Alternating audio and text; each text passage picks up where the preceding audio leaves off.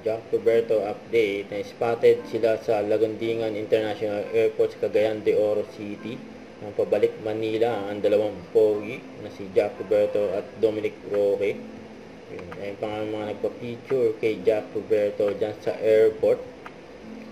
Grabe yung layo ng pinuntahan nila. Luzon, Visayas, Mindanao.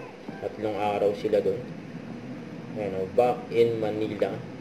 Welcome back kay Jack Roberto. Nakauwi na si Jack ng ligtas. 3 araw din yung event. Ito yung pinakauli nilang pinuntahan sa Marawi. Nakita-kita yung Marawi Siege. Yung picture ng Team Wiltec. Ayun pa nga, lagi magkatabi dyan sila Jack saka Dominic Gaya na sila ka-close. At namataan din yung kagabi si Jack sa 7-Eleven. Nakak pa nga ni Jack yung helmet niya dyan sa Misamis Oriental. Huwag kalimutan mag-subscribe, click ang notification bell for more update. Ito po ang Richard Reaction Vlog. Bye guys, thank you for watching.